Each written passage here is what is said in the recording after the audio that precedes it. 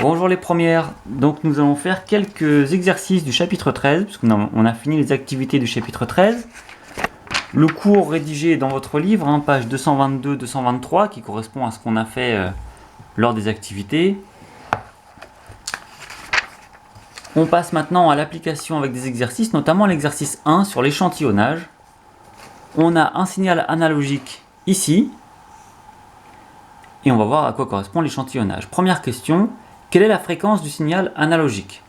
Donc pour calculer la fréquence, nous devons d'abord calculer la période. La période, c'est la durée d'un motif élémentaire. Donc là, on voit que le motif élémentaire, il dure 6 millisecondes.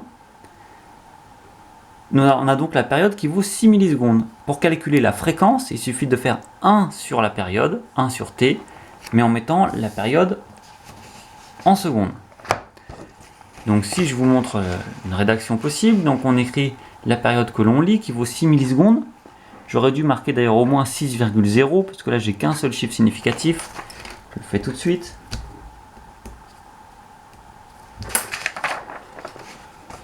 Et ensuite on calcule la fréquence en faisant 1 sur t. Et comme c'est des millisecondes, ça fait 6 fois 10 moins 3 pour t. Et on obtient 170 Hz. Et si on garde les deux chiffres significatifs, ça fait 1,7 fois 10 puissance 2 Hz.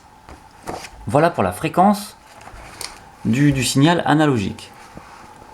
Rappelez la définition de la fréquence d'échantillonnage. Alors la fréquence d'échantillonnage, on le rappelle, l'échantillonnage c'est le fait de prendre que certains points sur le signal analogique. Donc la fréquence d'échantillonnage, ça correspond finalement au nombre de points qu'on prend par seconde. Donc on peut l'écrire comme ça, la fréquence d'échantillonnage correspond au nombre de prélèvements effectués par seconde sur le signal analogique. 3. Calculer le nombre de points prélevés sur 6 millisecondes, en déduire la fréquence d'échantillonnage. Donc le nombre de points prélevés sur 6 millisecondes, il faut compter les points jaunes, d'ici jusque là, on arrive à 24 points. Et donc si on veut calculer la fréquence d'échantillonnage, on voit que sur 6 millisecondes, on a 24 points. Il faut calculer combien ça fait de points pour une seconde. Soit on fait un produit en croix, soit on fait 24 divisé par 6 fois 10 moins 3. Donc, une rédaction possible. Donc sur 6 millisecondes, on compte 24 prélèvements. La fréquence d'échantillonnage, c'est donc 24 prélèvements divisé par 6 fois 10 moins 3, ce qui fait 4000 Hz. Ou alors, sinon, on peut faire un produit en croix, comme ça. 24 points équivaut à 6 millisecondes. Combien de points y a-t-il donc pour une seconde? Et on arrive également à 4000. On en déduit que la fréquence d'échantillonnage vaut 4000 Hz. Quatrième question. Comment pourriez-vous améliorer l'échantillonnage pour rendre la numérisation plus fidèle au signal? Donc ça, on l'a vu. Si il y a une fréquence trop faible, c'est-à-dire pas assez de points, le signal qu'on va obtenir à la fin va être trop éloigné du signal analogique.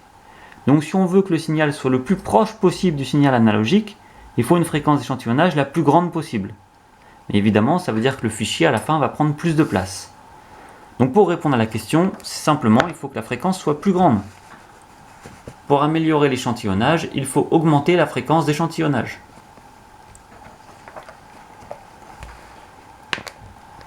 Dernière question, si la fréquence d'échantillonnage était de 2000 Hz, combien de points seraient prélevés sur une période du signal analogique?